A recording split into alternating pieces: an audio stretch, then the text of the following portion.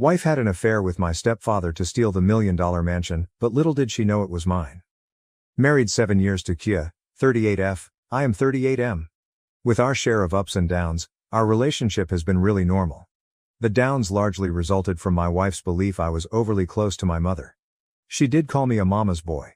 Since my mother passed away 2 years ago, I am not going to defend it now as she is no longer living. I'm happy I could love her the way she deserved. She had raised me alone and, even beyond her means, given me the finest of everything. Until she met Andrew 10 years ago, my mother was a single parent to me. Andrew married my mother in early 50s, having recently gone through divorce. I'm not sure what Andrew's mother saw that caused her to wed him after 2 decades of single life. Andrew vanished from me when Mom was still around. Twice a week I used to see her, but my interactions with Andrew limited themselves to polite salutations and a smile. Though I never showed Mom, I simply couldn't accept him as a father figure and don't know why. She finding a friend in her last days of life made me glad. Andrew vanished from my life and there was no doubt about his existence. Though he was still living at my mom's house, I never even visited him following her funeral. When I saw him seated with my wife, his arm encircling hers, I started to worry about him. That was not an elderly or friendly hug. Their body language bothered me, or more accurately, their chemistry. Our familial dynamics made it strange as well. Like I indicated, Chia was not near my stepdad, and I was never close to him either. For me then, seeing such ease between them was somewhat awkward. I was driving while they were seated in a roadside cafe. Early that day, I had left the office to meet an old buddy. Usually I avoid visiting the region where I saw them. It is far from both my house and even my office. I went to see a friend, but I was mostly preoccupied. My friend persisted in asking whether something was bothering me, but I simply said it was related to approaching work. How could I share with him what I observed on my way? When I got home, I addressed Chia straightforwardly, telling her I saw her with Andrew without thinking. She became pale and lost speech. "Yeah, I met him for lunch," she remarked afterwards. She claimed she bumped into him when I asked her why all of a sudden, and then he offered to have lunch with her. She sensed from my staring at her that I had seen something I shouldn't have. She responded, "Your stepdad was quite offended over losing your mother." I set out to comfort him. Lonesome and without someone to chat to, the poor elderly man held my hands, hence he could communicate his loss. You see, I left out telling her. I watched him crutching her hands. He was putting his arms around her, and the way they were speaking didn't seem like he was depressed or at a loss for my mother. Though they were not laughing, their body language was flirty. Though I said nothing, I bought her excuse. Before any more confrontation, I chose to look into the problem personally. Chia works weekends and is off during weekdays since she is a nail artist in a beauty salon. Not a matter of concern between us until lately. We used to argue over Kia not allowing time for our relationship when she used to be overly consumed with her profession. She insisted that following the death of her mother, I was acting needy. She added that I used to visit my mom 2 times a week earlier, hence Chia's absence didn't really disturb me. But she was mistaken. On weekends, I used to see my mother. Although Chia had work on her off days, I always made sure I got back home promptly to spend time with her. She used to fight about me being a mama's boy, but now she was claiming I was hungry. I became even more enraged seeing her with my stepdad while all this was happening. A few weeks later, Thanksgiving arrived. Yes, I am referring to last Thanksgiving that just passed, and she demanded that we extend an invitation to Andrew. Her straight recommendation caught me off guard. Andrew was living alone and had no one, she stated, hence as extended family, we should welcome him. She answered, yeah, because they had each other to celebrate with. And now that poor old man is alone. When I told her she never invited them when my mom was alive. In the end I gave in. Really, I wanted to observe their behavior toward me. Though I now knew the truth, I wouldn't say they behaved normally. Rather, they did nothing odd. I would not have noticed anything if I did not know the truth. For much of it I was quiet. I never liked him, thus my suspicions made me even more resentful of his presence. I felt he also realized I didn't enjoy it. It was a strange supper overall. Sia tried to break the quiet with some pointless subjects, only to elicit false grins from both of us eating silently. I decided to plot since it was getting hard for me to live with a heavy heart. Though it was locked, I considered looking at her phone but decided against it. I did not to alert her and ask her for the password. I then developed still another strategy. I informed Chia I would be working out of town for many days. I left early on the intended day and headed to my office as normal, but before that I had fitted a GPS device in Chia's car and was monitoring it from a distance. She drove Andrew to his house just before lunchtime. I wanted to catch her red-handed, But I worried I would appear like an idiot if I showed up and they were just sitting and talking. I approached my pal Keith for assistance. I urged him to see Andrew and shared my misgivings. It was a safe strategy. I advised him to document any unusual findings. The house lock was password encrypted, hence I was expecting Andrew hadn't updated the PIN. I advised Keith to tell Andrew the front door was open and he was simply checking on him as he was concerned Andrew could accuse him of sneaking in. There was a little tunnel instead of the main door leading straight into the living room. Nobody would find him unlocking the door suspicious. He agreed following a persuasive argument. He entered but searched the corridor for them nowhere. Then he peeped in the bedroom while running his phone camera on. He had kept the phone in his shirt pocket with the camera sticking out to avoid suspicion. The two were embracing each other without clothes, he noted. Before one of them knew what had happened, he swiftly started to cry, "Sorry," and left the house. Following him outdoors, Andrew asked what he was doing there. Keith said he was only checking on him, but it's good, he would come later. Before any conflict with Andrew or Kia, he sat inside his car and headed off. But my guy is really dumb, he had the front camera open the entire time, hence nothing was captured save Andrew and Shia screaming at Keith's unexpected presence. Still, I received the required confirming evidence. Before leaving the house that day, I had already packed 2 sets of clothes and my toiletries. Therefore I headed to Keith's place. He urged me to stay with him until all this was settled since his wife was out of town at her parents' place. She is aware Keith would have shown me the truth. She messaged me wondering when I would get home. I responded not. I did ghost her, yes.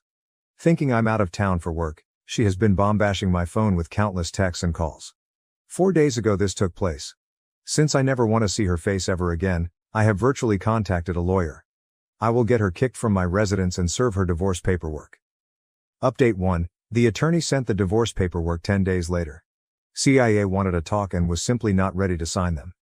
If at all possible, my attorney advised we pursue an out-of-court settlement since it would drastically cut time and expenses. See, I work a consistent regular job as a salesperson. I only have so much leave to go to court hearings and a limited budget for lawyers. I agreed to meet in the presence of the lawyer. Kia persisted in a private talk with me though, even as I headed for the appointment. I objected, but thus long as I didn't say or promise anything she demanded, my attorney urged me to go for it. He set rigorous rules: no hugging, no touching, and no confessing. Her presence made me sick. I shoved her away as she tried to hug me. She claimed everything was a misinterpretation.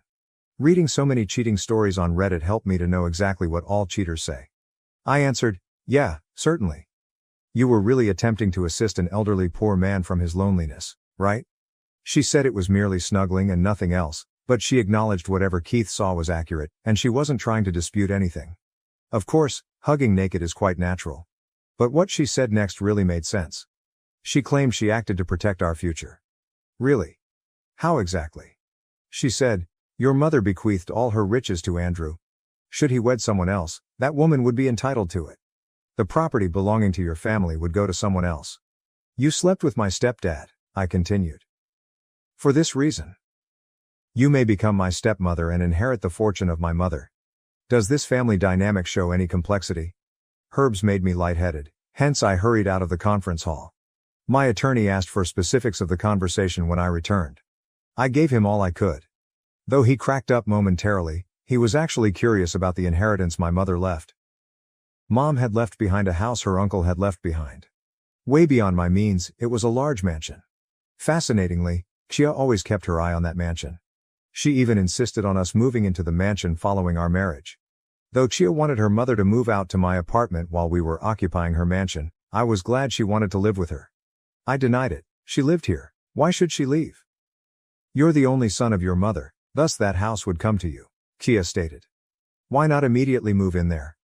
This caused many of our arguments. I lied to her one day, telling her mom had willed that house to Andrew. And you see the cost I paid for my lie. Kia pursued my stepdad in order to own the house. Kia also lacked knowledge of one other bit of information. I neglected to name myself as the owner of the house when Mom passed away. Andrew wanted to live there till he felt so otherwise. Transferring it to my name would be like he were residing on my land, and I'm sure he wouldn't like that. The name transfer is costly as well, so I let it be as I was short on money at the time. I'm also happy I didn't transfer it since Sia would have been entitled to half of the house following our divorce. Alternatively, if such had been the case, she might not have slept with Andrew. Not known. Still, In any context, a cheater is always a cheater. Indeed, Chia was unaware that my mother had willed the house to me. Chia urged me to rethink the divorce. She claimed she could entice Andrew to offer her the house, and should I not divorce her, the mansion would be ours. Laughing at her suggestion, I answered, "No, thank you for the offer." "Luck with your mansion." "Smoking," she continued. "You're losing a lot with this divorce." Grinning, I answered, "I don't give a if *ck." I don't know whether she was truly that stupid or was trying to spare herself from the humiliation. Nevertheless, it makes no difference. Except for the savings in our joint account, which we divided, she understood I had no significant fortune. After the divorce was official, I felt rather relieved. Chia would never have split with me at any point if she had come clean about the mansion's ownership. And I cannot pass on that wretch my mom's inheritance. Sia buried her own grave by revealing her motivations for dating Andrew, and I was going to use that against her to send Andrew away from her life. During our divorce, I watched Andrew picking her up from court, helping her with all legal issues. I was just waiting for the divorce to pass in order to witness her reaction and break her bubble. Having done it, I'm going to destroy Kia next. Update 2. I sent Andrew the specifics of Kia's confession once my divorce was official. "You know that your mom will give you the mansion, right?" he answered. "Yes, I have her will," I responded. "But Chia doesn't know, she's going to ask you to give her the mansion." Revealing the truth was not doing him any favors. All I wanted was to bust Kia's bubble. The underprivileged girl had been fantasizing of owning my mother's property. Andrew informed me Kia had lately been subtly questioning him about his will and who would get his legacy, but he never understood her intentions since he lacked any wealth to mention. I stopped the conversation at that since I wanted no bro code with Andrew. I finally got a call from Chia. Usually I would not have responded, but this time I did since I understood what it was about. From the other line, she was screaming, "Why did you not tell me your mother willed the house to you? King destroyed me instead. I was practically guarding your property by licking the ass of this old man." Her insults were coming from a place of hurt, hence I was merely laughing at them. I said, "Thanks so much. Good luck with your gold-digging approach." I hung up the call and blocked her then. She contacted me once more from an unidentified number a few days later, perhaps from the phone of a friend or co-worker. Andrew had split from her, she told me. He discovered she was with him only for inheritance somehow. And he dumped her since the truth surfaced. He regarded her as avaricious. Andrew turned against her even though she maintained she was helping him deal with loneliness. Her truth had already come out, so I wonder why she was still trying to pass being a devout woman. I answered cynically, "Yes, you have slept with everyone selflessly only for the sake of others. You hardly have any underlying intentions at all."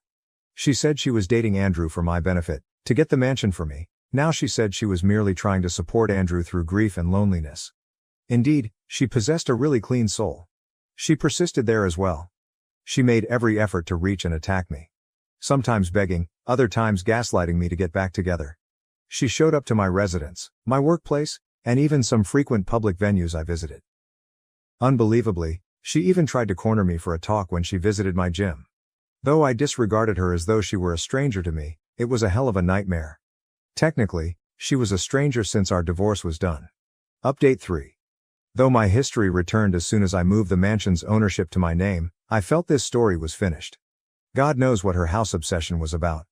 Who wouldn't want $1 million residence to their name, really? I'm not sure though, how long it would take her to come to terms with reality. 6 months into my divorce, I made the decision to change the name of the mansion. I hadn't done it before, as I indicated earlier, as I lacked the savings for the ownership change. I could save for the transfer in 4 to 5 months now that I was separated and my spending had dropped significantly. I told Andrew about it before I applied for the transfer. Once I learned about his affair with Kia, he was no longer residing in the house. I asked him not to leave, but he answered that he would remove his last items from the house, and he did. He assigned me house administrative duties including locking system maintenance. The documentation did not arrive for a few months. I had the house painted in the meantime. I had those cleaned as the pool and the grass hadn't been maintained for a long time. I had no touch with Chia, and based on our most recent talk, Andrew had also broken off with her. Her showing up to the estate during one of the cleaning days confused me then. When I missed there, the housekeeping manager called to let me know a woman had descended and was prowling about the premises. She told them she was my wife when they tried to stop her from entering, so they laughed. Yes, correct. They thought she was a trespasser based on her sensations of the walls and interiors. She was in fact. I said I had no wife and requested them to kick her out. They followed orders and then confirmed by phone that she had left the house. Not a prize for guessing if she showed up at my house. Yes, she did. Saying I had abandoned her when she did nothing wrong and that her motives were pure, she was screaming and wailing. I advised her to, instead of showing up at my place, get therapy and investigate a mental facility. I refused her demand for me to let her inside to chat. I shut the door squarely in her path. Update 4. On my mansion land, I have also placed a restraining order against Xia. She had not been violent, hence her odds of sneaking into that location or damaging it were limited, but yet I didn't trust her. I had to act in order to protect the rights of the new house occupants. I wished Xia not to cause needless disturbance for them. Until now, it has been seamless. I hope I will have to update this thread further. Xia's chapter should finish so I may continue with my life.